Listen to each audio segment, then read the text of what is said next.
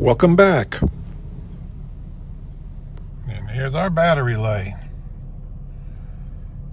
My wife told me it was blinking on and off when she was driving it today.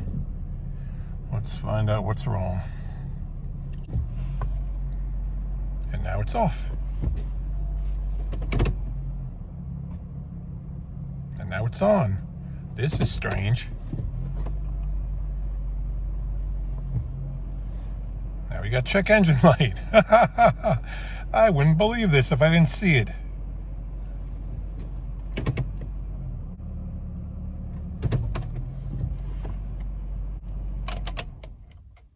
That's crazy. We got a voltage meter hooked up and we are reading 11 volts. So it's definitely not charging.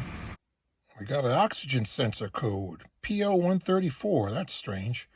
Maybe it's because of low voltage coming from the battery or the alternator. So let's take care of the alternator problem first, because that's definitely a problem now. The alternator is right down there, right below the power steering pump. So we're going to have to remove the belt. That'll be the first step. And then remove the power steering pump and just kind of swing it out of the way to get us access down to the alternator. Disconnect your negative battery lead. In order to get our belt off, we're going to come underneath and we're going to pull this shield out of the way so we can kind of look up there and work to get the belt off. We'll remove the clips that are holding the shield over there and the ones along the bottom over here. And we pull this out of the way and just push it to the side here. We need to get up through here too to get a couple bolts from the alternator. It's really in a tight spot, but you gotta kind of fight with it to get it out. And now we can see all of our belts. Take a good look on how that they are routed. Sometimes there's a decal underneath the hood that shows you where they are. If not, make a little drawing, because once you take this off, you might forget how it goes back on. So I usually make a little drawing of which way they go. I have my little drawing, not exactly to scale, but you get the idea. So now we'll work on the belt. We want to get the power steering reservoir pulled out of the way. Got the reservoir stuck underneath there. And we have a wrench on here, which is a 14 millimeter. We're gonna have to pull the wrench this way, and that'll release the tension off the belt, and we'll pop the belt off over here. It's pretty tight, so I won't be able to show you how I'm doing it. I'm going to put the camera down and we're going to pull the belt right off of here. There's a slack in it right now. Belt is off and we're going to slowly let this back out. It should eventually stop, and there it does. Belt is out of the way. Now we are going to loosen up the power steering pump. We got a bolt there, and there's another one hidden somewhere down below. The bolt on the bottom is here. Got a 12 millimeter socket. The other one's right there. Let's get that one out of the way now too. Already have them loose. The bolts are the same length, so you can't get them confused. Now we could pick this up. And we could see our alternator. We got to find the bolts on it. We'll jump ahead and show you what holds it in. We got the one bolt on the top. There are two on the bottom. These are all 12 millimeter. There's a bolt that goes here that holds a wiring harness on. There is a plug on the bottom, and there is a wire that's held on to the back. There are 3 bolts that hold the alternator on. There's one here and there's 2 on the bottom. I was able to get that one out. The other one is kind of difficult to reach. I've seen people take the fans and move the radiator forward and kind of get in that way. But what we're going to do is we're going to pull the plenum off, because the alternator is actually sticking like right underneath that point. You're still going to need space to bring it up out of the car. It won't go down the bottom. So let's pull off the plenum. Got 10 millimeter bolts here.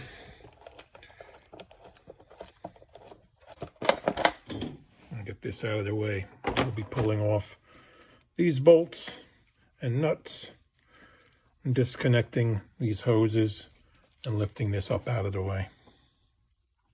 Okay, just start unplugging everything that you see. We'll get this out of the way first. We have all these plugs undone. There is a 10mm bolt down there holding the wiring harness there. We get that done. This is all loose. These hoses are all unhooked. We have vacuum hose here unhooked, another plug under there unplugged. There is something, I believe, underneath here. We got to go underneath and take a look. First, we will loosen these up right now. Get them out of the way. There is a wiring little harness that's attached to the bottom of the plenum with this like green zip tie. I was trying to pry it out, but the zip tie broke off, so we will put a different zip tie in there later.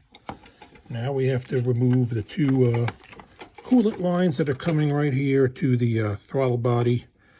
We will disconnect them. They will leak a little bit of water. I will shove something in the holes, probably some bolts to keep it from dripping too much. We have another little vacuum line over here that we have to disconnect on the bottom of this right here. And now the whole thing, as you can see, is loose. It's going to have to kind of come up like that way. Clear. Okay, we got the plenum pulled away.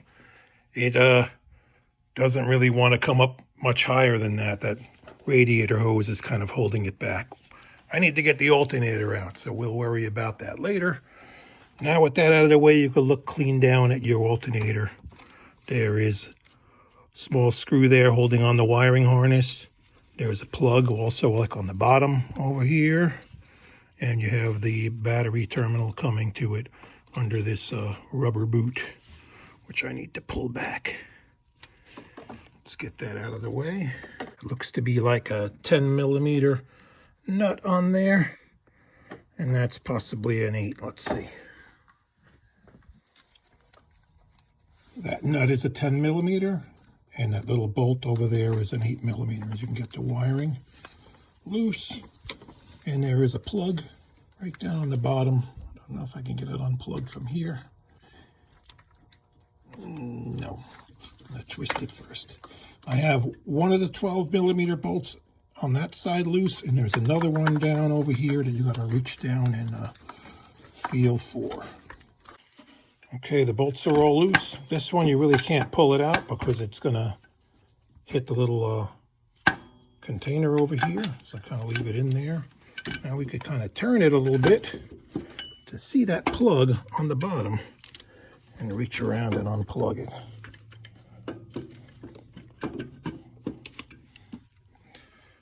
All right, here's a close-up. We got the alternator sitting right here. You got to push on that tab and then pull out on that clip.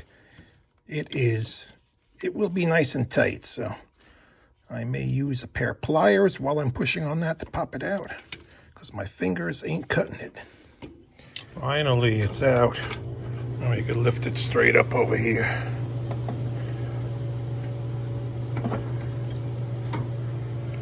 That's the original alternator. Went 113,000 miles. So I would like to throw new brushes in it, but as hard as it is to put this in, I am just going to get a rebuilt one. We're at the supply house and we're going to bench test this thing to see if it's working or not. It was there a second ago. Just saw it.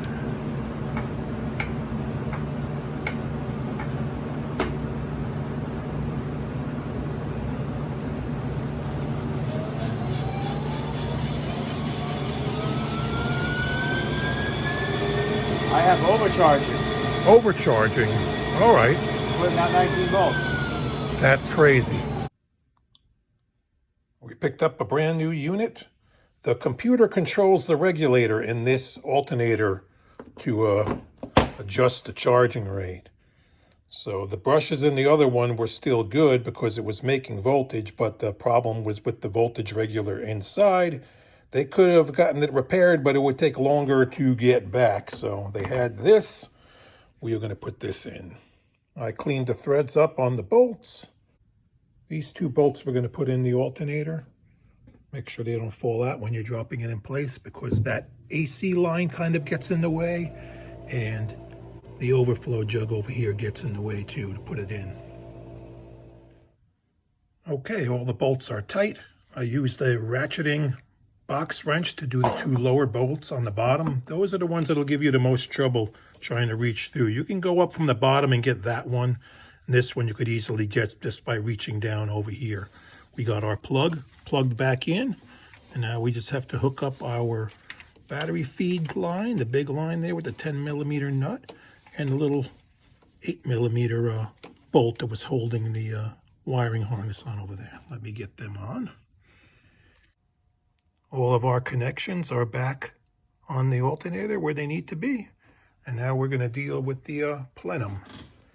Now, you should replace these rubber O-ring plenum gaskets, but the auto parts store didn't have them by me, and the only way they were selling them was in a complete set for like 40 bucks. These still feel pretty good, so we are going to just put it right back on.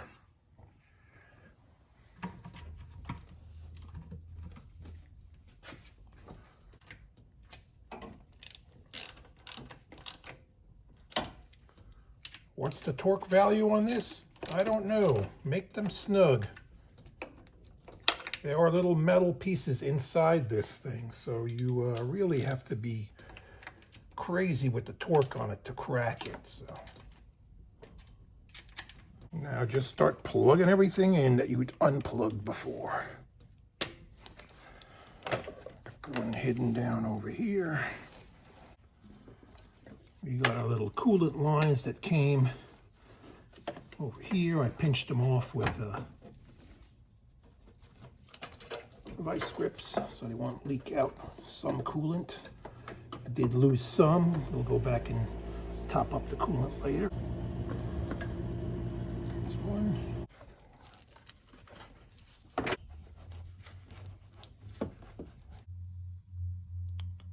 Everything on the plenum is back in place. We got to put our power steering pump back on and then put the belt back on. All right, this is where that drawing that you made before, you're going to need.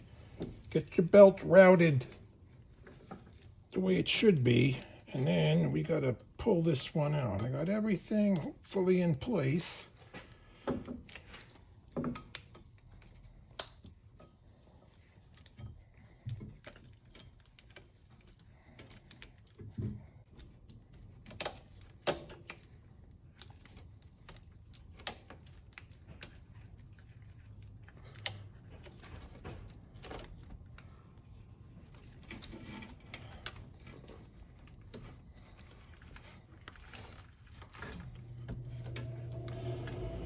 Right, now double check the ones on the bottom and make sure they are in their right grooves, because otherwise you will start it up and your belt may come flying off. So we will go do that now. Everything is good on the bottom. We have the shield put back in place. We have our power steering reservoir back where it needs to be. Covers on, the battery's hooked up, and we could start this thing up right now. Let's see what happens. All right. Battery voltage, about 11.3. Keys on, let's start up.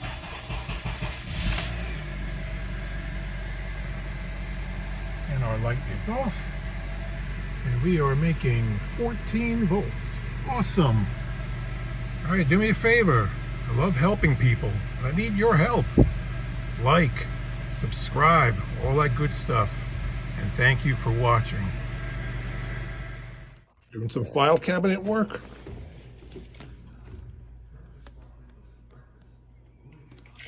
Everything checks out in there? Yeah? Okay. File for C, for cat.